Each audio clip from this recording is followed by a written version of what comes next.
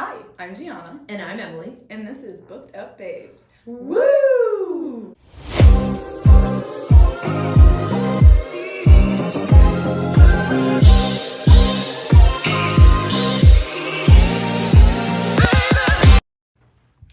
Hi, everybody. Hey. Welcome back to Booked Up Babes. Yes. We have our third installment of the, you want to know what really bothers me? Sorry. We're tangent already. 1 second in. Most series have, like, what the series is called. Yes. But, so there's Crescent City. And then there's the books. And then there's Throne of Glass is actually, you just call it Throne of Glass, even though that's only the name of the first book. Yeah. Same thing with A Court of Thorns and Roses. We call all of these books the Court of Thorns and Roses books. And I'm like, But there's just a one. I know. I wish we could call it the Perithian series or something. Right? You know, something. Or the Court series. I don't know. I know. Some people I call it the Court series sometimes in my head. Oh, that's what not Julian calls it. Yeah. He's like, which court is this? And I'm like, oh, honey. Him and Greg are also very obsessed with a specific scene with Cassian that Greg can't get over because I, like an idiot, read it out loud to him. Or like a good wife who wants, state what you want. Exactly. Well, Greg's like, how can I do what you want? I don't have wings. And there's no desk with papers. Yeah, he's like, I guess I gotta buy a desk now. That's not really a spoiler, I guess. No, not at all. So tangent over. Yes. We are officially reviewing the A Court of Wings and Ruin. Yes.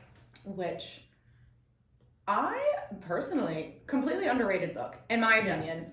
Everybody loves Mist and Fury. That's my favorite for obvious reasons. But this book is so good. This book, we were talking about it. This book is this non-stop action, non-stop movement in the story. You're literally, I was flipping through it and I was like, well, that's an important chapter. Well, that's an important chapter. Mm-hmm. That's an important. I was like, oh my God, this the whole book is important. Well, because essentially it's the culmination of this story. Yeah. It really is. It is the ending of this part of this series. This bad guy and all that. Every single moment is important. But I think we love our found family. Yes. This was the book that we got just more of everyone. You get so much banter in this one. I know. It's so love it. fun. I know. I love it. It's so fun. Mm-hmm. Yeah. So I agree. I honestly, for me, because I'm really bad at picking favorites, Mist and Fury, Wings and Ruin, and Silver Flame. Silver Flames is a close second, but those two are almost neck and neck for me on my favorite. I just love Mist and Fury so much for the romance aspect, but I love this one for the fantasy aspect. So they feed different parts of my soul. Yeah. And so for me, it's almost how do you choose between the two? Because they're completely different. They are. They're very different books. Yeah. At its base. Yeah. For sure. I mean, Silver Flames is just fun.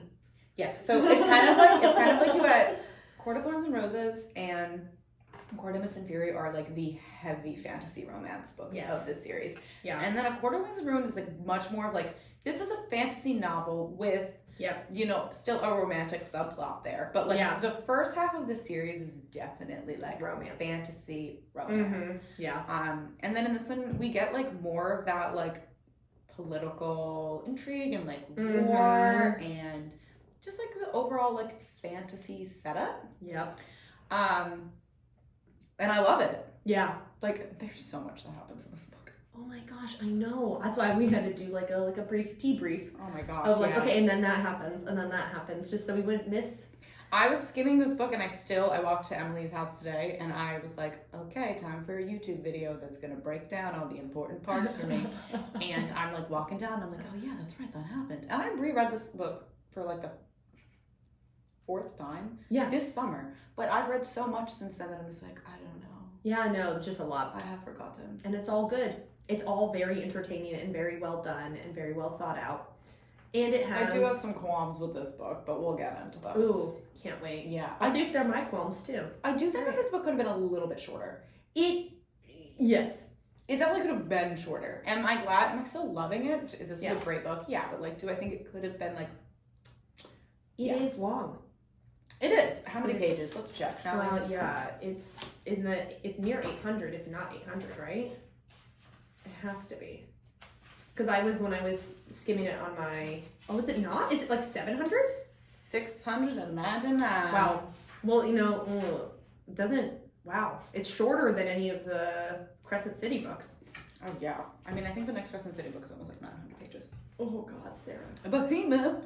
Oh, She loves to just like put everything she can into a book, and we're just gonna eat it up. Like I'm going to devour it. It's true. And then we're gonna forget what happened in it.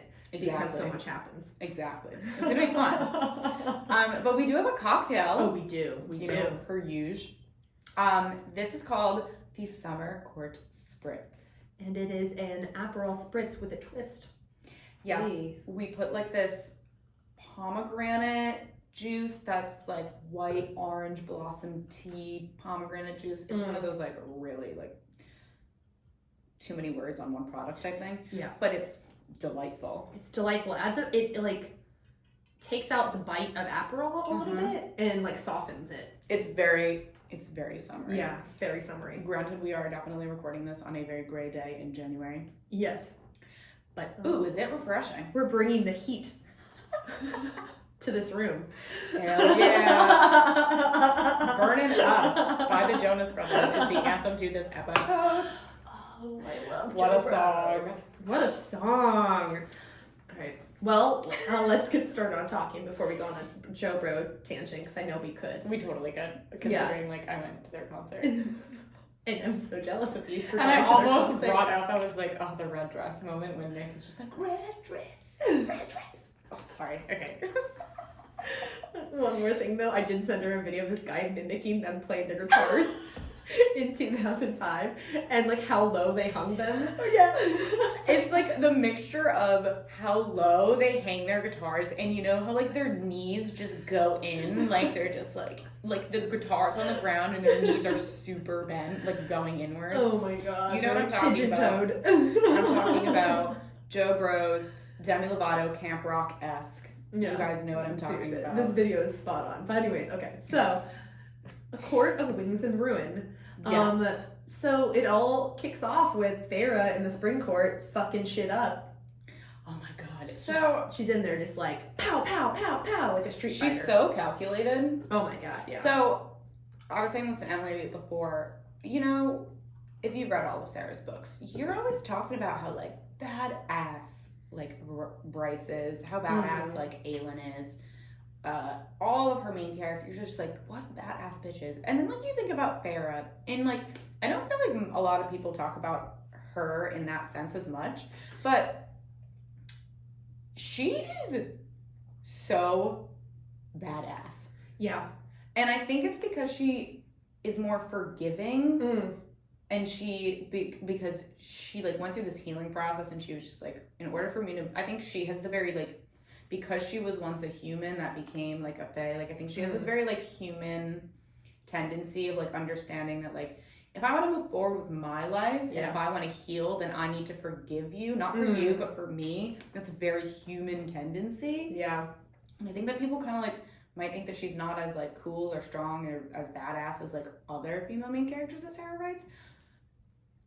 I'm sorry, the beginning of this book, like the way that she just is so calculated, and she plans all of these ways to turn like Tamlin against Lucian and vice versa, and she's like setting all this up. One of my favorite moments is when she pretends to have a nightmare. Oh, I love this moment. And also this is a moment I was like, Lucian, I'm attracted to you.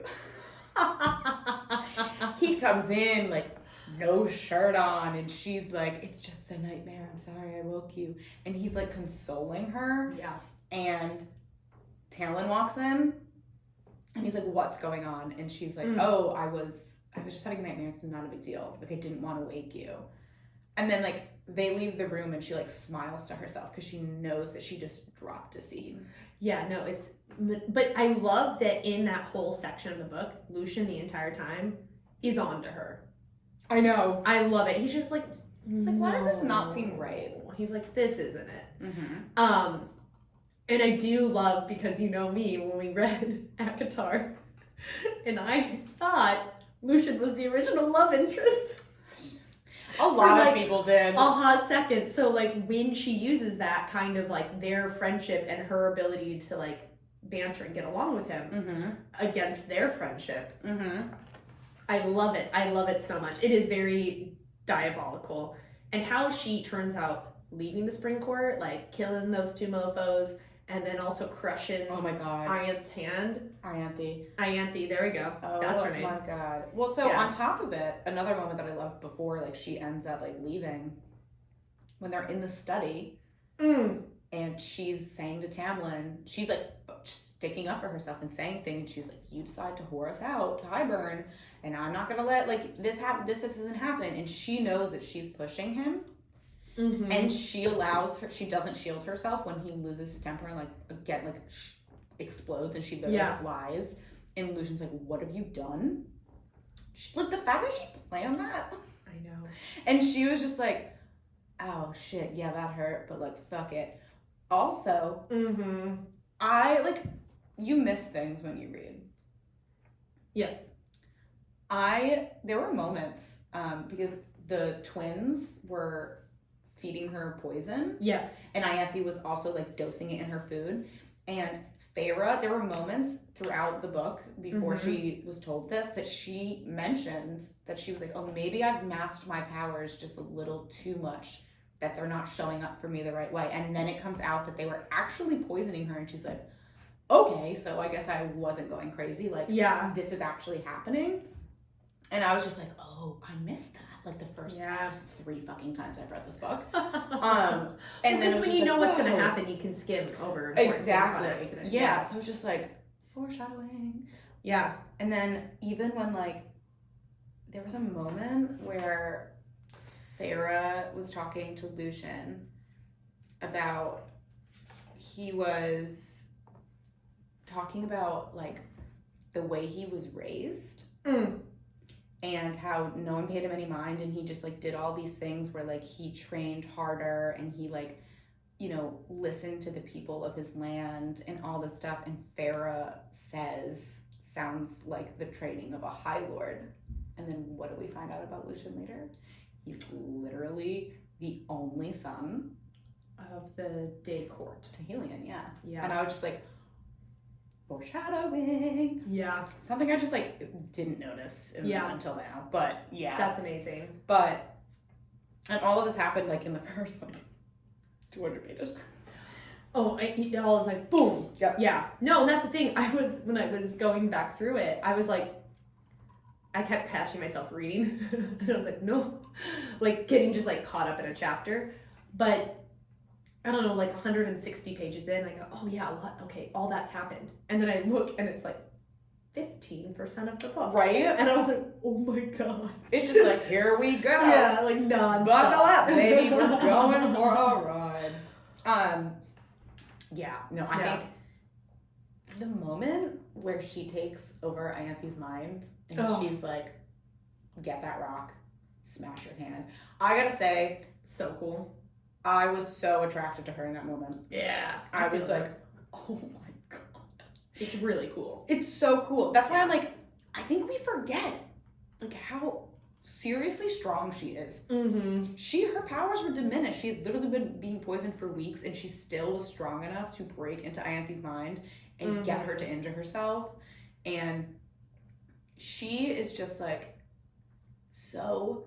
And all of it, it's not even for her. She's not even doing any of it for her. No. The entire time she's thinking about killing Ianthe, she's literally thinking about Cassian and her sisters and Asriel and, like, her family. Like, she says it actually made me, like, I know, it's a good scene, which that just made me think of, and this is jumping ahead, but when Cassian confronts her during training. And he's just like, you and Rhysand have to stop doing this. We also want to fight, and we also want to put our lives on the line. And you guys have to stop thinking that you have to protect us. I know, like, they're such martyrs. They're such more. They're perfect for each other because they are both such. They are like they take over situations and then don't let anyone else know what's going on. Well, one of my favorite things that he says is when he's talking about when they were just mates, like she was his, and first she was like, "What the hell?" And he's like, "You know what I mean?" He's like, "I would still protect you and like die for you and stuff." He's like, "But like he says, he's like, you're a high lady." He's like, "You are mine and Azriel's and Moore's." And like when he's like, that changed the second that you became high lady. Like, and you no hid longer that from us. Yeah, and you hid that from us, and he was upset. And that's why we talked about this in, I think it was a Court of Mist and Fury episode. Yeah. I love their friendship. I love their friendship. And it just gets better and better. Their friendship just keeps going up and up and up for me. But I'd forgotten about that scene, and I was like, that is a really important scene of like him just being like, no, like you guys have to let us fight the battle with you. You can't take it on all by yourself, and you can't hide important things from us, which I mean, they keep doing, I guess. But like, I digress. You don't learn right away, I guess. No. But I do, like, that just made me think of that because it was, when she did all that, everyone else had no idea how it, like, that she was the High Lady, you know, because at the end of the last book, Moore and Amryn are like, you mean to say that our High Lady now is in the Spring Court? Like, you're telling me that, like, the person I'm supposed to protect and the person that's, like, my leader, you just put into the enemy lines. Yeah, and so, like, the whole, like, them keeping secrets. I think in this book, though, they do a good job of keeping everyone in the loop. For the most part. For the most part, yeah. Because even down the line, Rhysand makes a really stupid, like, he makes a good political decision, but when it comes to, like, keeping more in mind, Amryn's even like, you made a good political decision, but you really fucked it up. Like, you could have handled this, like, a million different ways, and you didn't. Yeah. So, yes, I do agree that, like, I think they're definitely better at that. And, like, not to jump way ahead, we'll get there eventually, but Rhysand also does what he fucking does at the end of the book, and he is like, I know what has to happen, or what I think has to happen. I'm just not going to tell you. I'm just going to fall on my own sword, essentially. Let's do it. I think this is why Rhysand is not 100% my favorite male main character. I don't dislike him. I actually really, really love him. But I can't stand that side of him. It drives me absolutely bonkers. He reminds me of... This isn't a spoiler. He reminds me so much of Aelin. Okay. Aelin's like that too. Right. Yeah. And for important reasons. Like, Rhysand is such a martyr because he had everything taken from him for he 50 years. And, like, he just doesn't... do I think it's correct? No. I'm like, dude, you're not in that place anymore. And I know that, like... I know that 50 years of that isn't just gonna... poof, go away, but like you do have to allow others to take some of this burden. Well, and he got trapped in those 50 years without all his family and friends because he was like, I have to take the brunt of this to protect everyone. Which is a beautiful thing. Like, what he did was gorgeous and beautiful because he did protect Valaris, and that's a really cool thing that he did. But he didn't let any of his friends join him. No, he thinks that every sacrifice has to be his sacrifice. That drives me absolutely bonkers. And I don't blame Cassie and Azriel get mad about it a lot. Oh, yeah. And they're like, come on, dude, we are just as trained to put our lives on the line as you are.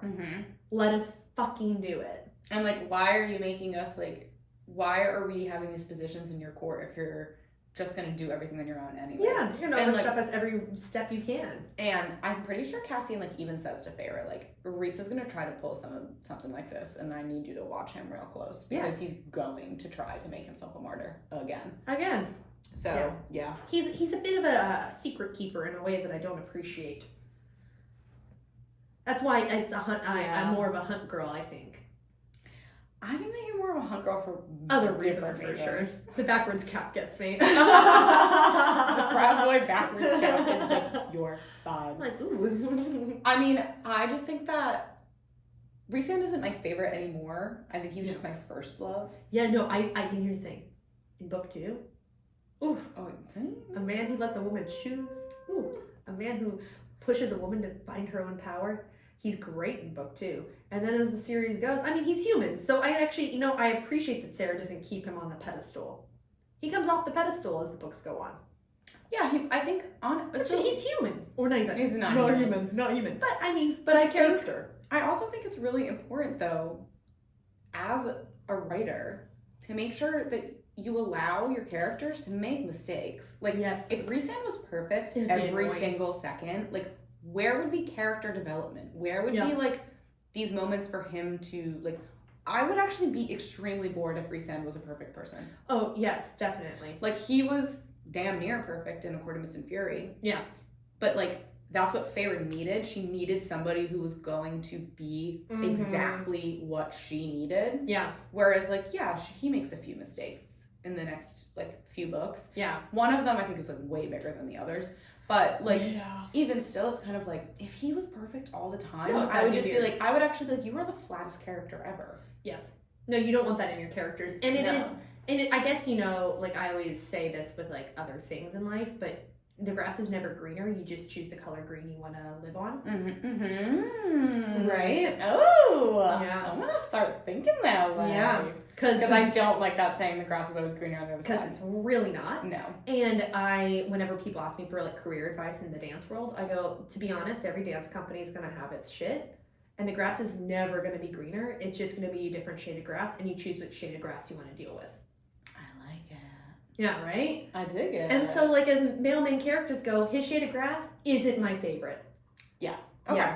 Yeah. Like, I'm not saying he's obvious. Like, every male character needs to have flaws. Otherwise, why? And we're not reading about perfect in, like, I don't need to read about a perfect person. That's boring. But exactly. I do think, like, his whole martyr, I take everything on my shoulders and I don't share with my friends, like, the pain of all this. I'm like, come on, man. There are other flaws we could have that are way more enjoyable to deal with. That one just bugs me because you can't, what he does a lot throughout all the books is he doesn't let anyone privy to all the random crap he's doing behind the scenes. So you can't even catch him in the act till it's too late. I know. Yeah. And he's in charge, so no one's, like, able, I don't know, it drives me crazy. I'm laughing for a reason that you will eventually find out, but, like, I'm... Oh, in, like Throne of Glass and stuff like that? Yeah. And I can't wait for us to go down Throne of Glass and, like, her just watch me react to something that she's so excited. I'm so excited because everything you're saying, I'm just like, just wait. I know. So... But no, I get it. I do get it. I do get it. Yeah. But I like that Rhysand has flaws. I do too. I think it makes me like him more. Yes. Yeah. But yeah, I mean, he's definitely not he was my first love, but my final love is, as we all know, Dorian Hilliard. That's her final one. Who can do no wrong. He is the final boss. And if I switch from Hunt to him, I'll let you all know. I don't think you will. I don't think I will. I really love Hunt. I think you're gonna really like Dorian, but I think that because you love Hunt and Cassian are like the same cloth. Yeah, and I love me some Cassian. Yeah.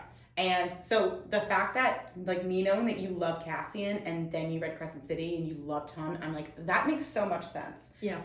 Dorian is nothing like that. Okay. I'll love him, but I won't my favorite. Yeah. Got it. Okay. Okay, anyways. All right, back on the story. Yeah. Well, speaking of Cassian. I mean, we were talking about Rhysand's which is very important. But, like, speaking of Cassian, another fantastic moment is when, Feyre and Lucien are, like, getting their literal asses kicked. Like, they're about to be dragged to the Autumn Court, and then, that epic moment where, like, Cassian and Azriel, like, slam onto the ice. Fucking knight in shining armor. And Feyre is just, like, sobbing, and Cassian is just like, I suggest you drop my lady. So good. There are a lot of quotes in this book that I'm just like, oh yeah, they're really good. Okay. Although, so, like, right after that, when she sees Rhysand for the first time and she drops to her knees in tears, I reread that today and was just like, oh, that's a good scene. Like, something that nobody ever talks about, the fact that when they're both kneeling on the ground, he goes, my love. Nobody brings that up. And he caresses her face, and then he just picks her up and goes, get out of my fucking house. Yeah, he's like, go find somewhere else to be for a long while. And I'm just like, And then he gives her the option to go see her sisters. And she's like, no, I'm not ready to see them yet. But she's like, she recognizes the fact that he was willing to sacrifice their first moment together for her to go see her sisters. And was like, yes. And something I love is that he, like, makes sure that she knows that, like, as they're being intimate, he's like, when he says, I miss you, he's like, and I don't mean just this. He's like, I missed my partner. I missed my friend. I missed your scent. I missed your scent. I missed your voice. Like, he, like, makes sure to let her know. He's like, this is wonderful, but it wasn't just this. It was, like, every single aspect of you. I missed all of it. Yeah. And, like, those special moments, like, when, in the beginning of the book, where, like, because they couldn't talk. No. They were very careful. And, like, those little moments where they could. Yeah. I was just like, Well, and that's, you know, it's interesting. Because, like, I've had to leave for work before for, like, a month. And, like, but Greg and I can talk on the phone and text. Mm-hmm. So, like, the level of missing somebody that you're in love with that, like, you can't even have a conversation with for a month. And you know also, on top of it all, that one of you is in danger, like a dangerous territory where if you get caught, you're dead. Mm-hmm. Like, ugh. Because it's only a month, but, like, that month, what they went, like, what was happening during that month is insane. A month in those conditions? Yeah, exactly. Probably feels like a year. Probably feels like a year. Yeah. Close to 6 months, you know? At least. Yeah. Yeah. So. But, yeah, so Yeah, no. That scene's so good, though, when she drops. She's just, like, so overcome. She can't even be on her own feet anymore. Oh, it's so good. I just love when we get, like, these full-blown chapters of, like, them. Yes. I love when you get, like, because obviously, like, this is a book that has so many people in it. Yes. So, like, I'm like, oh my god, we get this full chapter of just, like, Feyre and Rhysand, like, reunion. And, like, there's only, like, 90% of it is them being intimate. Maybe 95% of it is them being intimate. Most of it is them just, like, being together. Yeah. Talking and just, like, being in each other's presence again. And I'm just like, I'm eating this up. Yeah, it's so good. No.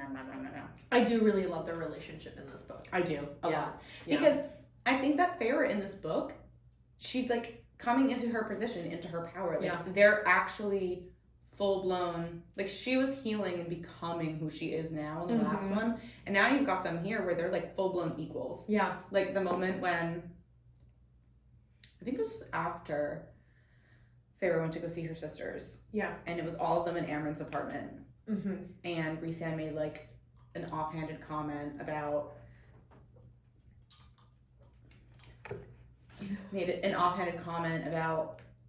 how he doesn't think Valaris is, like, ready for Nesta. And Feyre is like, she's not a feral, my sister's not a feral animal. Yes, I read that too. And Rhysand was just like, that's not what I meant. And then she, like, apologizes to him later, and he's like, why? He's like, I said something about your sister that was rude and inappropriate, and you stuck up for her. And he was just like, she's like, but I didn't think, like, I should talk to you like that in front of the others. And he has to remind her to be like, you are my equal. Like, you are not standing behind me or standing beside me. And he's like, would I prefer for us to have, you know, these moments maybe in private? Of course. He's like, but I'm not ever going to be upset with you for calling me out on my shit. Yeah. That's a real man. That is a real man. And that is why I will love him forever. And that's where he redeems himself time and time again. Mm-hmm. Yeah. No, and I really do love that scene, because I think Nesta and Elaine Elaine gets all this sympathy from everyone in a way that Nesta doesn't, that really kind of, when you reread it, bothers me. And I'm not saying that Nesta is, like, easy to sympathize with, but the fact that they're all like, oh, woe is Elaine, and she's, like, in a corner, like, contributing nothing. She's basically in a coma. And, like, you basically, like, why? Like, she's a vegetable chilling. Choose the vegetable. I don't care. Carrot, celery stick. She's one of them. She's just chilling in her corner. And there's freaking Nesta. Like, she contributes. She's going to having lessons with Amren. Like, and she's a bitch to everyone. But I don't know. If I had to get turned into another species against my will, I would also probably not be a very happy camper about it. Mm-hmm. And no one pays her any, like, outside of Cassian and Feyre, Mm-hmm. No one pays her enough sympathy. Like, I don't appreciate how unsympathetic Rhysand is to her at times. Because he does act like that about her sometimes. And I'm just like, bro, like... But he's also... He's protective of Feyre. He's protective of Feyre because he also knows what Feyre went through and what Nesta and Elaine. Yeah. And I mean, I do think that he's like obviously a little less hostile towards Elaine. But Elaine did the same thing to I know, but I think Feyre. that because Nesta is so vocal and angry, and she's easier to be mad at. It's like she's not gaining any points. No. So like I think Rhysand comes from just like a purely protective. I mean, if we know anything about Sarah, like Fae males, they are like very protective, extremely protective, and now he's mated, and like Feyre is like the wind beneath his wings. Yeah. So but no, it did definitely like. I'm like, Elaine sucks just as much as Nesta, and no one is paying any mind to how much Elaine sucks. Like, and everyone's giving Nesta as much grace as they give Elaine. And especially, like, when you get into later books, you're like, it's really frustrating to read. At the beginning of, like, Silver Flames and all of Starlight. Like, it's just, you're just like, she sucks, but, like, wouldn't you kind of suck too, possibly? Like, if Rhysand was turned into a human against his will, do you think he would be sitting there being nice to everyone for a couple months? I do think that Nesta's a very special case. Oh, I mean, she's mean as shit. Don't get me wrong. I'm not defending Nesta. I just think everyone could, like... be a little bit more... There could be more grace given to her. I do agree that, like, yeah. She definitely digs her own hole quite a few times with the way she talks to people. She did try, because when she comes to dinner, no one was expecting her to come to dinner, more, like, went up to her and was like, oh my god, where did you get this dress? And, like, trying to, like, be...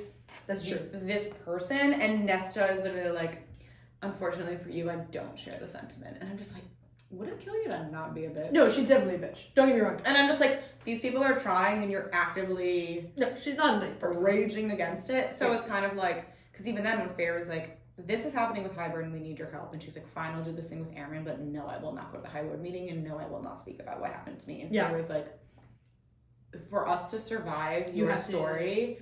will probably be helpful. Yeah. And she's still like, no. Yeah. No, and here's the thing, I'm not defending, this is not a defense to Nesta. I just feel like mental health wise, she's clearly not in a good place, and people are just like, fuck her. And I'm like, yeah. Maybe a little grace, although I don't know if they talk about mental health in Peruvian. I don't know if they have a mental health hotline. No, probably not. I mean, I'm sorry. Moore can't even be gay. No. Apparently, I'm like, what is this? I'm like, you're telling me that you have monsters and species and you can't be a lesbian? And well, there are other gay characters in the storyline. I'm just like, why can't you tell people you like women? What is so wrong? Like, I cannot. Her storyline with that just really pisses me off. It makes her very dislikable. I don't like more. Or dislikable. We're gonna move on from that moment. I don't like her either. And I hope that she has, like, she's somebody I root for, to have her, like, a redemption arc where, like, she comes out at some point. I don't know. All I know her is relationship with Azrael really pisses me off. It's so fucking annoying. I'm like, you can't just tell him that you are not, like, you're telling me that you can't tell the people who love and care about you the most that you are interested. Like, you don't have to tell the world yet, but you're telling me that you can't tell Azrael, who really just wants you to be happy. Yeah. That you are not interested because you are a lesbian. Yeah. Or at least, you don't even tell him you're a lesbian. Just be like, I do not feel this way for you. You are not my cup of tea. We are not, I'm sorry. That's it. But we are not going to happen. Like, you're such a bitch. 500 years, my man. 500 years. And you can't tell him that you just don't like him? Because of a fear? And I'm like, you're such a selfish... I don't like Moore. I do not like Moore. This is not a Moore supporting podcast. We're lukewarm about Nesta, but we do not like Moore here. No. And she has 3 more books contracted for ACOTAR, and I swear to God, if one of them is a Moore-centered book, I do not know if I'm going to read it. I will read it, that's a lie. But will I enjoy it? TBD. I don't think people were rooting for a Nesta book. Yeah. Yeah. But they knew Cassian was in it. Yeah, it's true. People like Cassian. Rightfully so. People will read about Cassian. Yeah. Yeah. Greg always goes, do you need that fake dick with the wings? Wait, so when we were doing the photo shoot the other night, she was like directing me. She was like, I'm gonna have this be like a little like kind of like sexy like so, and she also reads a lot. Okay. And she said to me, she was like, you read a lot, you know exactly like what to do, what I'm talking about. And I'm like, yeah. And then Julian like made a comment. He was just like, should I go put some wings on? And I was just like, oh Lord.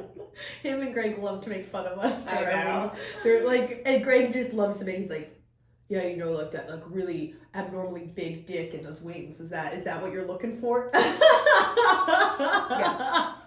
Like, no, it's just fun to read, okay? Right? I'm sorry if a man walked in God. here right now with wing. Actually, I'm sorry if Cassie or Reese or Ezra walked in and be like, Hello. Oh my god, so funny. No, but on the more thing, I just really don't like characters like that. Like, I'm reading those Twisted books by Anna. Mm-hmm. Wong. Okay. And the last book right now is really pissing me off. Because, My favorite. I know, I love him. But like, she's just like, I haven't come around to her yet because she doesn't trust her friends to tell them basic information. And that bugs me. I'm like, then why are you considering them your friend? Yeah, it's very weird. Stella's weird. You don't have to tell your friends everything, but I don't know. Basic info's cool. Yeah. I don't understand that. And more, Yeah. I'm like, girl, this is your family. Like, your real family, you don't like them. And that, I understand not wanting to tell them. Mm-hmm. And maybe she's scarred from how her dad treated her, but like, I don't know, haven't these people shown you enough trust and favor that like you can be honest with them outside of just Feyre? I mean, you know Feyre for like a year. I known these other fuckers for like 500 years. I also think that Moore is hiding something in regards to Eris because I won't talk about Eris yet. That's a next book thing. I was gonna say this might be a Court of Silver Flames situation. Yeah, so Eris comes back. I'm gonna press pause on that one, but I think there's a lot of shit that that Moore is just like not being 100% honest about. I agree with and you. I just I'm not a Moore girl. I'm never gonna be like the other. Me and Olivia were talking about who we could be for Halloween. Oh, yeah. Olivia, I love you. But you were like, you can be more, and I was like, not a shot. No! In the hell am I gonna be more? I am not dressing up as somebody that I do not like. But thank you. She's not in it on the character spectrum at all. No. That's like asking me to dress up as Danica. Not happening. No, I also don't like Danica. Two SJM blondes that I'm just like, fuck you guys. No, thank you to both of them. They're beautiful and badass in their own ways, but not my favorite. No. So what else? What other topics do we want to talk about in this book? I mean, this book is like, chock full. You know, you got like, so essentially, next steps were, you know, Feyre goes to the bone carver. Yes, let's talk about the bone carver. Because Feyre is like, she's the one who's like, okay, why don't we have some monsters on our side? And she's like, the bone carver has always wanted to go back home. Aaron has always wanted to go back home. Yeah. What would the bone carver do in order to do that? Yep. So she goes, and like, this is the moment that we find out that like he is showing himself to Feyre as their son. And Feyre realizes that at that moment, she's like, and she tells Reese, because Reese like stays outside because she's like, I don't really want to go talk to those guys. Yeah. And she was like, oh my God, like, you're our son. Which is super, not gonna, like, that is very unsettling in my mind. Super unsettling. If I went and met with somebody and it was like my non-existent child, I know. I'd be like, what? Excuse me, what? Weird. Yeah, super weird. But like, something else that's kind of like, I guess sometimes I have a hard time visualizing things. So like 2 moments so we have the bone carver who tells her to go get the Ouroboros. the mirror, which if you look into it, like you either go insane or you face everything that you've ever feared. Yeah. Or like something. Like who you truly are and stuff like that. Yeah, and like you come out unscathed. So you've got like that, and then Farah finds the monster Bryaxis. Oh my god, which I have at the bottom of the library. I have a quote from that I think part of the whole universe. I think it's just a very important quote that I'm like, noted for future other series book situations. It just feel like it really pertains. It's the only thing I highlighted.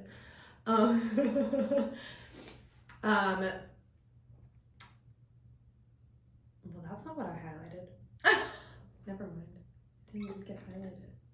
Wait, are you in the right place? No. It says another prisoner who has come to love its cell. Oh, that is Brock's. Wait, where is it? Well, okay, I'll just like paraphrase it. That's bummer. Okay. It was the line that it says it shines a fey light so bright, which Crescent City, spoiler ahead. It made me think of Bryce's fey light. And if it's connected somehow. Because it shines a bright light that incapacitates somebody. And it calls it a fey light. Oh my god. And I don't know if I'm onto something or if I'm just making shit up, but I read it, I was like, hold on. Okay, I read the prologue in the first chapter of House of Flame and Shadow. Yes. I'm just gonna say I think you're onto something.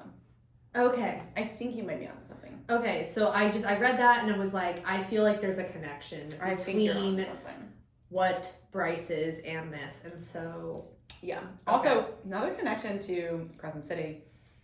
So, spoilers for Crescent City. Actually, not really. Well, just in case. Amryn, when Amryn finds out, so this thing happens in the book where they involve Eris, and Moore gets really upset. So we referenced this earlier about how Rhysand involves Eris without discussing it with Moore. And Amryn is like, you made a good like political decision, a good like leadership decision, but you still dropped the ball. Like you should have handled this. You should have told us. You should have included us. And we wouldn't be in the situation right now where Moore feels like you put her last. And my mic is sliding away from me. That was really funny. I watched slow motion. Anyways, and then Farah and Cassian start talking about the Ouroboros. Yeah. And Amryn's like, what? So this is all happening in the same scene. And Amryn's like, are you talking about the Ouroboros? And they're like, yeah. And she was just like, you went to go see the bone carver? And they were like, yeah. It was so Amryn right then at that moment was like, were you guys going to tell me this? Because it's a way for Amryn to get free. Like to go, remember the reference of like the bone carver and Amryn are always talking about like going home, like where they came from. And Amryn is no one knows what she is. Yeah. And they ask her, like, who were you before? Because she was like, no one gets out of the prison. And she was like, and they were like, well, you got out of the prison. And she was like, I had to give up so much of myself to become what I am now. Yeah. And they were like, well, what were you before? And what she says that she was an assassin and a soldier for a powerful king of a very young land.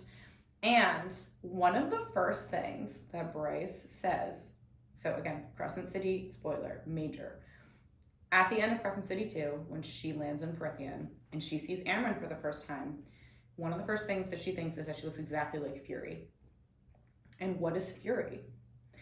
An assassin, and nobody knows what she is. They know that she's Veneer, but they do not know what she is. They never clarify it. Like, even Hun is just like, I know that she's Veneer, but I don't know what species she is. I don't know what she is. Yeah. And they think that she might fall into which, kind of funny, might be foreshadowing. They're pretty sure she's in House of Flame and Shadow, but they're not totally sure because they don't know what she is. And I'm just like, ooh, look at that little interesting foreshadowing right there. Like, that has to be some sort of a connection. It does. It does. I agree with that. So, yeah, I'm like, little tidbits happening here and there that are connecting the dots. Oh, yeah. But, yeah, but circling back to, like, Bryaxis. Yes, let's talk about that now. Because, you know. Spoilers over. Yeah, spoilers over. But circling back to what we were talking about before, like, with Bryaxis, like, Feyre essentially is like, let me offer you a bargain. Mm. And there you go. You got the Bone Carver Yep. and Bryaxis on your side. Yeah, because Bryaxis is like you said, another prisoner who has come to love its cell. Bryaxis doesn't want anything. He just wants a window. He just wants a window. He just wants a window. Every meme about Bryaxis and his window is like the cutest thing I've ever seen. I know. Instagram, you do me a solid with that. It's so cute. So like there you go. You got two people right there, and then you know the final boss. Which this was such a cool fucking scene when Feyre goes to see the Suriel, and that's right. God, actually probably the saddest moment in this entire series is when the Suriel dies. Yeah, it's like when Dobby dies in Harry Potter. Yeah. Yeah, it's like this character that you don't think you love that much. What did you just say? Dobby. Sorry, I said Dobby. I said Dobby. Sometimes I call him Dobby. It's Dobby. Like Dobby, like Dobby? the sound like system. a Dobby? Sometimes I call him Dobby. For a second I was like, Dobby. I've been saying it wrong my whole life, but you know no. what? No, never Never depend on Emily for name pronunciations. I'm literally, you should, when I have to take roll with kids the first day of class, the embarrassment that I feel reading their names out loud. Have you ever seen that sketch from Key and Peele? Oh, yes, of course. And I think of that every single time. That's you. That's me. Oh, I am that. But like the very, very white, watered down version of that. Yes. Yeah. Oh my god, that's so funny. Yeah, no, it's embarrassing. And they were just like, no. And I'm like, well, that's what it looks like on the piece of paper to me. I'm illiterate. Sorry, guys. Sorry. Okay, sorry. But no, his death does remind me of like Dobby's. Yeah, and like it's so fucking sad. Yeah. But it happens. So that's also the moment that Feyre secures the Weaver. Yes. And so because cool. she gives the Weaver Ianthe. Yeah. Because Ianthe shows up like a dumbass bitch. Ugh. And follows her into the Weaver's cottage. Yeah. And she was like, I will give you this if you do this. And she's like, okay, feed me. Yep. And Ianthe. Feed me, Seymour.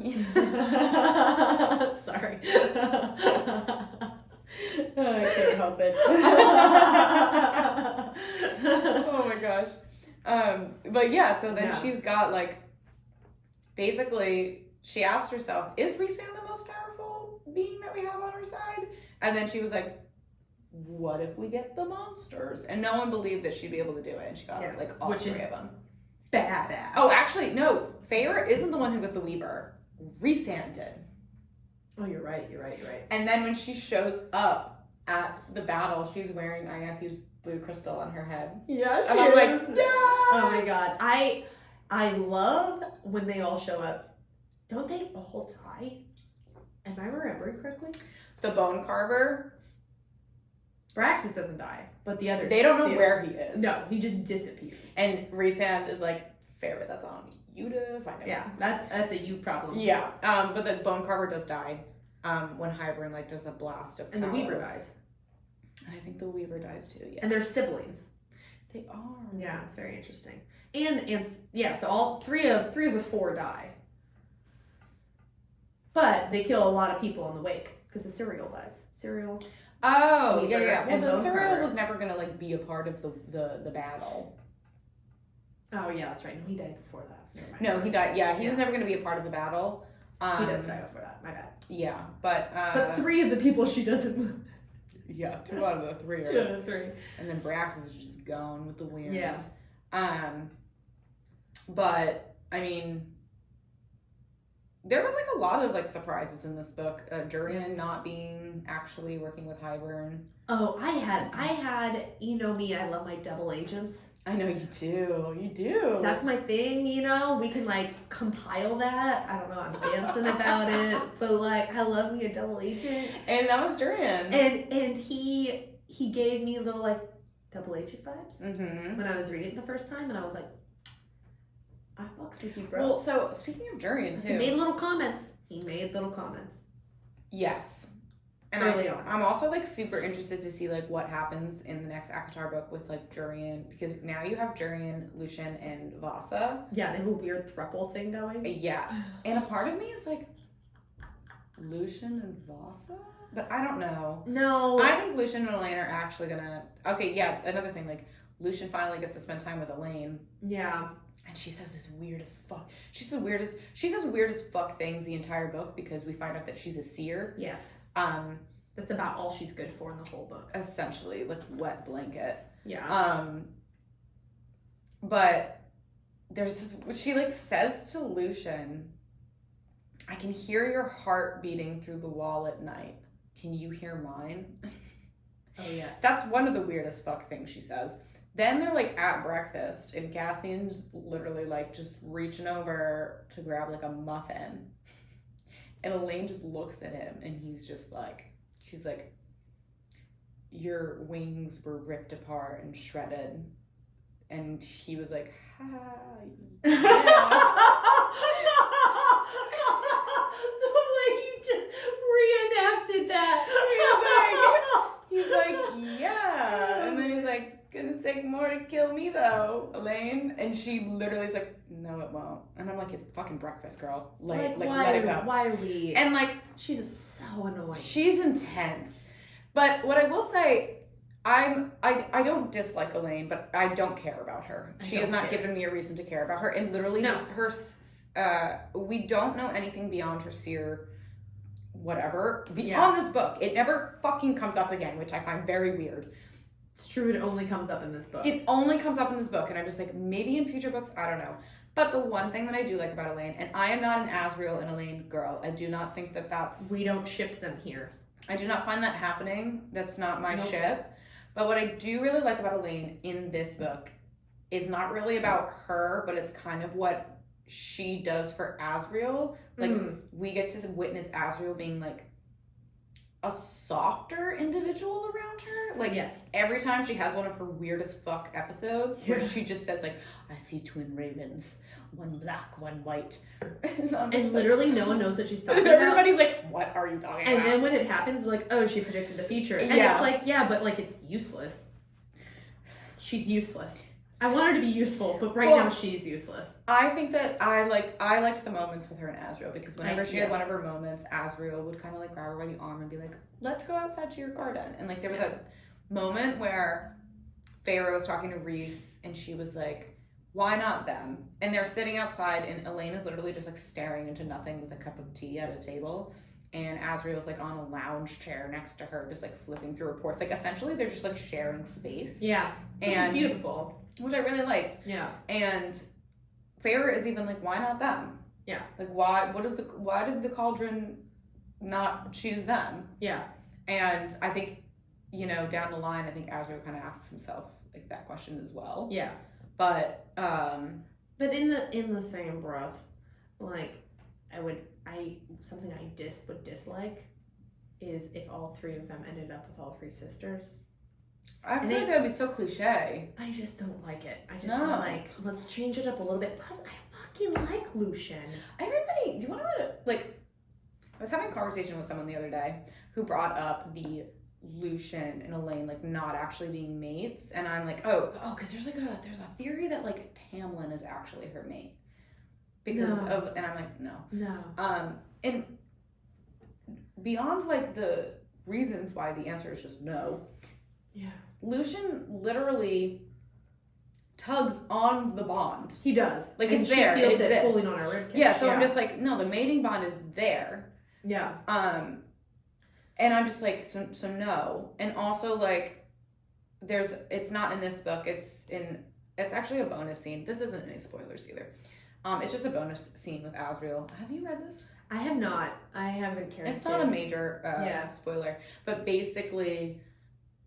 it's like the winter solstice, and he buys a necklace for her, right? Is that what this one is? Yeah, but he specifically says to himself, about how like he couldn't stand being in the room with them because he could scent the mating bond. So I'm just like, there's too many moments where I'm just like, no, like it's very clear that they are mated. So I'm like, no, I don't think that she's Tamlin's mate, and I don't foresee Asriel. Like, I just don't. No, I don't. Well, and like, okay, I love a good love triangle.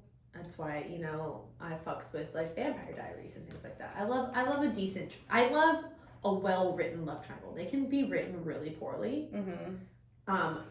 But like, I like a good, like, you know, Sweet Home Alabama kind of love triangle. I You know, love Sweet Home Alabama. Like, do you go with the rich guy in New York, or do you go with the hometown sweetheart? You know, like, I don't know. I love a good love triangle, but I would be open to her like playing into a love triangle with them.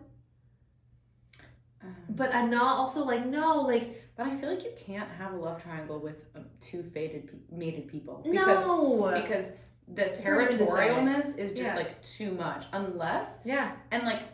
Especially in this storyline. Again, like even with this bonus scene. I mean, if you haven't read the bonus scene, sorry, but there's no spoiler. I don't fuck it, whatever. Yeah, in this bonus scene, Rhys stops Asriel and Elaine from like doing something. Yeah. And calls up Asriel to his office, and he's just like, what the fuck are you doing? Yeah. He's like, her mate is literally upstairs. Yeah. And he's just like, and Asriel, this is a moment where I was like, Asriel, back it the fuck up. Yeah. He basically is like, okay, well, you and Cass, like got, you know, your mates. Like, why can't I have this one? And he's like, you think you're owed her? Like, it was like a weird moment. And basically, like, if Asriel acted on it, Lucien could literally, like, call, like, a blood feud or something. Like it would be, like, this whole thing. And I'm just like, I just don't see them. No. I don't. I'm not in that camp. I'm not in, what's the other, there's a few camps out there where I'm just like, oh, the Asriel Bryce camp? I'm not there. I'm not in that. I'm not in these camps. I want, like, Asriel, like, I get we all love Asriel. And I kind of love that, like, he has so many camp options. But I'm not here for two of them very adamantly. Like, I'm just not. Like, if Bryson, no, Bryson Hunt, do not come for them. Like, please don't. I don't like that. And I think Lucien deserves to be happy, and I think Elaine's a very good person for him. I think there's something about Lucien, like, he's got this fire in him, and, like, Elaine has, like, this softness in her. Like, and that doesn't mean that she's not strong. She's just, like, this softer, gentler person. And they balance each other. They balance each other out. And I mean, and if you really think about it, he's not an Autumn Court. I mean, no, he's not. He's not an Autumn Court person. He is literally Day Court.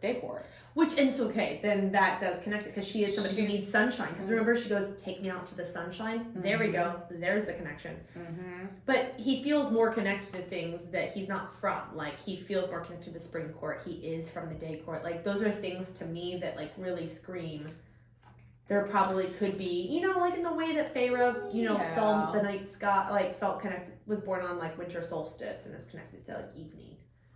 Yeah, but I guess, like, I don't know, I'm pulling for straws, but I do really think they're I would love to see them together, because I think Lucien deserves to be happy. But I also, like, we will find out. We're gonna find out. I mean, we will. I just hope she becomes a better character. Yeah, I think that Elaine definitely needs to, she gets better in the next, like, book. Like, she does get better. She steps up a little bit. I think that there's so much that we need to, like, see and learn from her. Yes. And, like, again, even though I'm not an Asriel and Elaine girl, when she gets taken, and he's like, I'm going after her. Yes. Like, this is what I mean when I say, like, I don't think that they should be together, but I really, really enjoyed the side of him that we got to see because of her. Like, it was because it's the first person outside of Moore that he feels like he could care about. Mm-hmm. And I liked that she gave him, like, this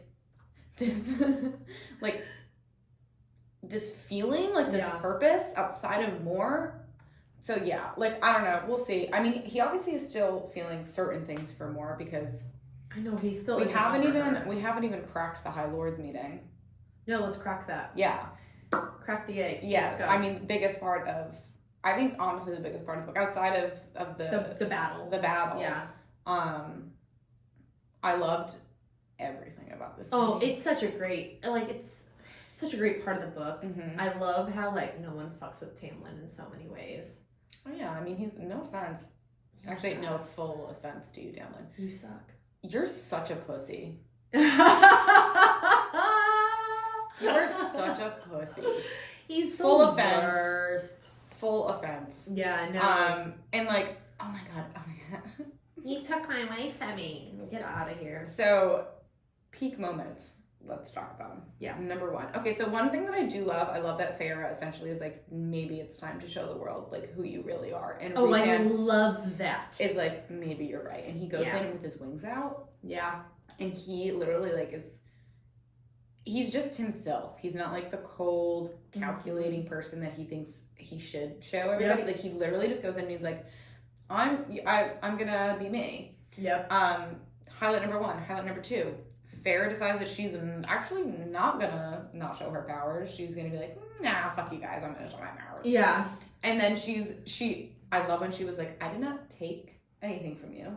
You gave it to me. Get over yourself. So I'm going to use my powers to make sure that Hybern never does anything. And I'm just like, yes, you badass bitch. Yeah. And then the moment of the evening when Tamlin, the little bitch that he is, decides to goad Rhysand and be like when he's like, does she make that sound, that little sound right before she comes? And Rhysand doesn't even...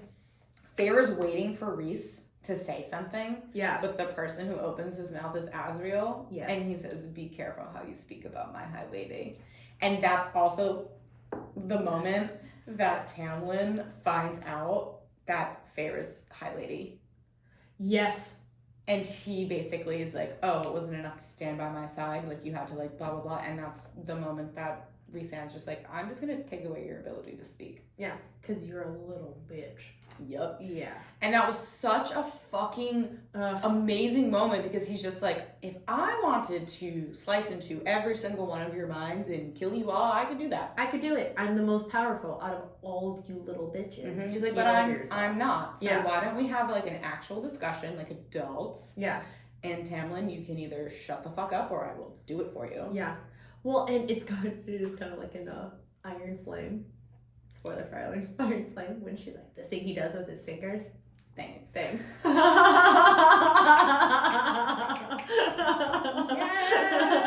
It's like, yeah, you can like test me on the person I'm with and like how I feel about them. Mm-hmm. But I'm gonna let you know that it doesn't affect me. Yep. Yeah. Love it. Love it. So good. High Lord's meeting was so good. It's such a good scene. It really reminds me of Lord of the Rings when they formed the Fellowship. Oh my god, yeah. Yes. It's like my Lord of the Rings moment. It's very them forming the Fellowship and like it's not that, but it just kind of has that vibe. It's close to it, yeah. Yeah, it has that vibe for sure. The High Lord's meeting was... It's a great scene. Also, like, when we go back later to... Oh my god. Later on when, like, Helion shows up and he was like... He's basically the Rhysand. He's like... Essentially, he's like... You didn't, like, tell me that you were going to be yourself, so, like, I also was an asshole, and then you made me look like the only asshole because you decided to, like, be nice. And he's like, what the fuck, Rhysand? And I also love that he's been trying for, like, 300 years to have, like, a foursome with more Cassie. Yes, so freaking funny. And this is also the moment where Feyre finds out that he's Lucian's dad. Yes. She connects the dots because they've always said his skin was tanner than his siblings. Yep, and like he's talking about like what happened with, his mother. Yep. And that's the moment that Feyre's like, oh fuck. Yeah. You know that in 21 Jump Street where Channing Tatum finally makes the connection that Jonah Hill's character is fucking their boss's daughter. Oh, yes. And he's like, oh shit. Like that was like Feyre's brain, and then she shares it with Rhysand, and Rhysand is like, oh shit. Love that moment. I was like, yeah. Can we have a moment for how underrated 21 Jump Street is? Such a good movie. It is such a good movie. With Channing Tatum and Jonah Hill. Like, I've watched it a few times now, and it's just really so funny. And it's one of those extremely rare situations where the second movie is just as funny. I don't know if I saw 22 Jump Street. Oh my god. Like, is it so good? Okay. It's 21 Jump Street is fucking fantastic. It's incredible. But the second one is like, it's just as funny. Oh. It's just as hilarious. That is rare. It's so rare. Oh my god, it was so good. Oh my god. Yeah, that movie's up there for me with The Other Guys. Have you ever seen that one? No. Is that with Will Ferrell? It's Will Ferrell and Mark Wahlberg. Yeah, I haven't seen. I'm not a Will Ferrell girl. I know, but I think you would like this one because it's not a typical Will Ferrell movie. And Mark Wahlberg really balances him out in a very interesting way. Okay, I'll have to go check because Yeah. I don't like Will Ferrell humor. But it's similar in the fact that it's cops comedy. Like, it's really funny. Yeah, it's really funny. So funny. But yeah, that was Farrah's shit 21 Jump Street moment. Oh my god. So funny. No, I love that scene. And then I love like how it just like from there it just escalates. Like they go into war very quickly after that. Oh yeah, the war is happening. It's happening. I mean, before that, they had the Summer Court getting attacked. Yeah. Went there, helped them. And then finally the Summer Court was like, yes, let's do this. We're on your side. And everyone agreed to like being in this war. Yeah. And they're losing pretty badly. They ain't killing it. Things are not going good. No. I love the scene when Nesta is watching Cassian fight. Oh my god. Oh, it's so good. The little moments in this book between Nesta and Cassian, I just they're so good. Like when he was hurt.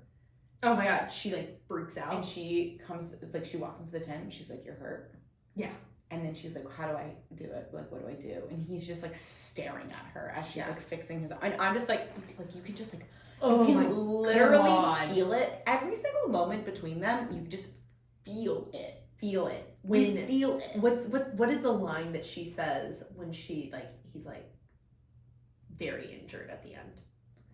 What is it? Wait, so when he's dying. Oh yeah, when he's go. Yeah. And she's like, I can't. Yes. And he's yelling at her, he's like, go, go, go, go, go. And because she's trying to pick him up and she's like, you're too heavy. Yes. And he was like, leave. And she's like, I can't. And he basically is just he says to her, I have it, but I obviously have it bookmarked.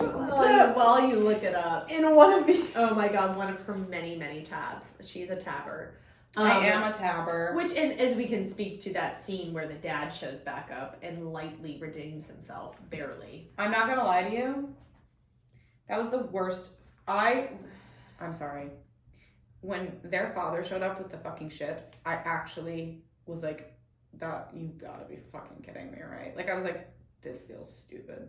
I thought that was very dumb. I was not into the storyline. I thought that was very dumb. Are we gonna make him a kind of okay person? He's been shit the entire series. I thought it was so stupid. Yeah. I was like, yeah, I'm not into it. Also, sorry, but random as all fuck. It was so very random. Suddenly he gives a fuck and suddenly he was off doing something very heroic. He sat on his ass while his youngest daughter killed their food every night. He's not heroic. I'm sorry. You can't bullshit a bullshitter. I know. Okay, all right, so here it is. So she says get up. She sobbed, holding his shoulder. Get up. And he tried and failed. You're too heavy. And then Cassian is like, go. And she keeps trying to haul him up. And he just yells at her. He's like, go. And she's like, I can't. And then she repeats it. She's like, I can't. And then he goes, I have no regrets in my life but this, that we did not have time, that I did not have time with you, Nesta. And then he kissed her very lightly, tells her, I will find you again in the next world, the next life, and we will have that time, I promise. And all Nesta does is throw her body over Cassian's, and it says, and covered Cassian's body with her own. Cassian went still, and then his hand slid over her back. Together, they go together. And it's so good. It's so good. Every single moment between the two of them in this book It's so good. Every Like, when moment. she shows up while he's, like, training with Feyre. Yes. And she's like, "What? It doesn't look like you're training. It looks like you're training your mounts more than you are your bodies." Yes. And he's like, "Oh, we're going to," and then like Feyre's like, "Save me, save me." Yes. Oh my God, and when it's so funny. And then, oh my God, wait. No, it's so funny because what she calls him. Why should I be scared of an oversized bat who likes to throw temper tantrums? It's so good. Oh my God. I love their relationship so much. Oh, yeah. No, and So good. I do love Na's really winning moment is that he gives her his dagger. In that moment. And Feyre even thinks to herself, like, that's huge. has he ever done that? And Rhys was like, I've never in No. my entire year, like, Yeah. the life of knowing him, seen him Yeah. hand that dagger over to anybody. Yeah. So. The Archeron sisters have the power over men. It's like magic. the magic lady pots. Yeah. Yeah. But yeah, I mean, the end of this book was fucking wild. And then, It's insane. you know, you got Amren who basically tricks Feyre and is like, hey, I'm gonna release myself and don't try to call for me, because if you call for me and I like look at you, I'm just gonna kill you. I'm just gonna kill you, yeah. So that happened too, and I was like, okay, whoa. Yeah. And then, you know, Rhys decides to fucking get him. He decides to fall on his own sword. Literally, yeah. I remember. Oh my God, I have it bookmarked. It's so. I mean, it's like it's a great scene. I mean, it's the last time, thank God, that she has somebody dying and coming back to life at the end of a book, as of now. Because he dies and he comes back to life, and Feyre died in the first book and came back to life. Ready? I'm ready. Oh my God. It wasn't there. That thing that rose and fell with each breath, that echoed each heartbeat, the mating bond. It wasn't there. It was gone. Because his own chest, it was not moving, and Rhys was dead. Ugh. And the way that Feyre just freaks the fuck out, like screaming. She was screaming, and like it's, and she like does the same thing that he did for her. Yeah, she and gets she's all the like, High Lords to like. well, not even just that. Like she's saying like to him, Oh, yes. like stay, Yes. and like tugging at any single thing that she can. Yes. And it says, and in the silence I began to tell him about that first night I'd seen him, when I'd heard that voice beckoning me to the hills, when I couldn't resist its summons. And now I wondered if I heard him calling for me on Calanmai, if it had been his voice that brought me there that night. I told him how I'd fallen in love with him. Every glance and every past note and croak of laughter he coaxed from me. I told him everything we'd done and what it had meant to me and all that I still wanted to do, all the life still left before us. And in return, a thud sounded. And then, of course, Rhys. He's like, if we're all here, either things went very, very wrong or very, very right. Oh God. Of course, he would make a joke like that. I'm After just he's like brought back to life. No, it's at the end of this book's incredible. This whole book, like, I really, really, really. This was a love great this book. It's a great book. It was a great book. What are your qualms with it? Qualm number one, like the bit with the father. I'm just like, this. Oh, was, the dad. Like, The I dad thing actually was dumb. thought that Yeah. was really fucking stupid. I didn't like that. I hated every second of that. I was like, Yeah, this that was feels, dumb. especially because you know, I think we've talked about this before. Sometimes when I'm reading things, I'm just like, does this feel organic? Does this feel natural? Does this feel like it should have happened? And that happens, and I was just like, no. Does this even fucking make sense? Because the answer is no. The answer is no. So that was my qualm with fair. it.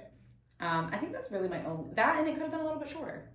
Okay. All right. That's Because really you said you had qualms, and I was curious what they were. Yeah, that was my biggest one, is her father. Yeah, and then coming back just to die. Yeah. I'm not gonna lie, if you want to have like a good comedy bit of what it made me think of. Go. I was like, I pictured him as like Christopher Columbus on On those the big, next, like, on the Nina, the Santa Maria. Are those even Columbus? Those aren't Columbus. Wait, those are Pilgrims. That's what I meant. The Pilgrims. I That's what also meant, just not called Christopher it Columbus. the Mia. The Mia. The Nina, the Pinta, and the Santa Maria. Okay, I pictured those being the boats, and him being like, look, a bunch of pilgrims on his boat. Check this out, guys. And I was like, that was the first thing that came to mind. I was like, that's so silly. So fucking stupid. But it was a stupid part of the book, to be completely honest. I agree. It was like a weird cop-out moment. He just dies. And I mean, I can't really fault her because that is like a major. Well, the way he dies is super, super aggressive. It's also a major plot point for Silver Flames. It is a huge plot point, yeah. But. So, and I mean, it serves a greater purpose for the rest of the series so far. Another fucking qualm I have. Feyre and Rhys at the end of this book, they make a bargain. Oh my god. To only leave this world together. So stupid. And I'm like, you guys have to be, like, shut the fuck up. This is where they're the same and drive me crazy. I'm like, are you guys stupid? Like, you have to not be full. Like, when that happened, I was like, oh, you are so dumb. It's so stupid. Someone did make a point, though. Spoilers for Crescent City. Someone did make a point, though, that if they go to Lunathan... Yeah, it won't last. That means that their bargain is over because they left the world together. Great, let's break this stupid bargain. And it's been fulfilled. And I'm just like... when they did that, I was like, so oh my stupid. god, you're so dumb! Like, I love your love, but, like, that's dumb. That's just not logical at all. I actually don't even remember how this book, like... What's the last word? Read the last sentence of the book. Oh, they're flying. Oh, are they fucking in the air? No, that's not this book. Oh. that's the novella. I don't know if that's a spoiler. I guess not. No, the novella is... Okay, where they fuck in the air. Okay. Oh wait, are they fucking? No, they're not. Oh, they're flying together. Yeah. Okay. Oh, no. So he let go of me and I swept smoothly out of his arms, basking in the warm wind, caressing every inch of me, drinking the air laced with salt and citrus, which is recent. It took me a few flaps to get it right, but they're feeling rhythm. But I was steady even then. Then I was flying, soaring. And then it says, when he brushed his wing against mine just because he could, because he wanted to, and we'd have an eternity of nights to do this, to see everything together. A gift. All of it. And that's the end of the book. The end of the book. And then we get like a little bit of the Frost and Starlight. Yeah, Frost and Starlight. Okay. Which I don't we probably won't cover that. I mean, we can like open with it. We can do like a because we'll I don't think it needs like a whole episode. It's a novella where really only two major things happen that are important.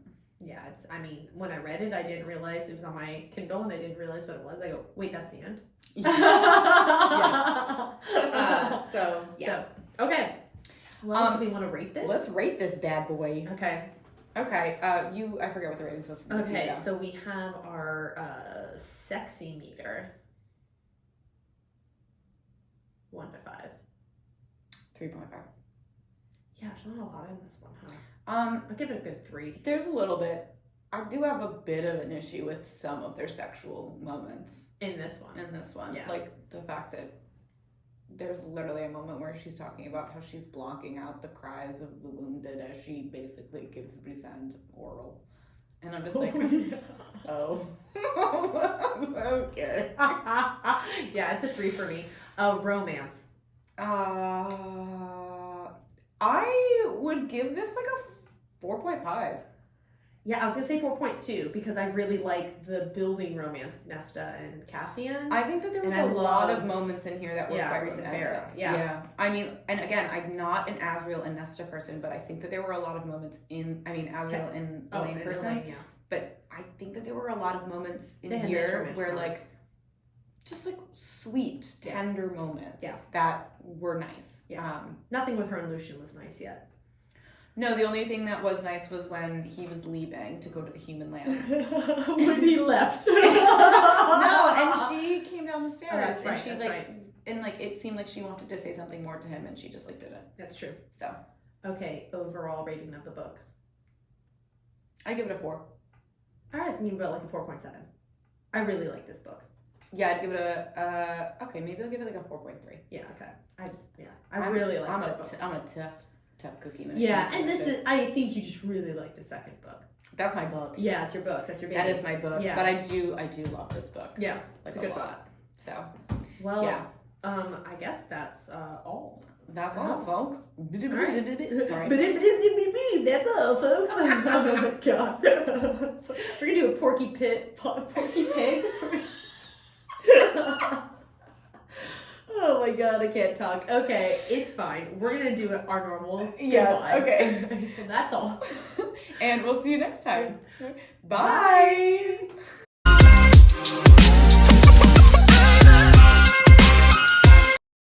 It's me, Mario. It's me, Mario.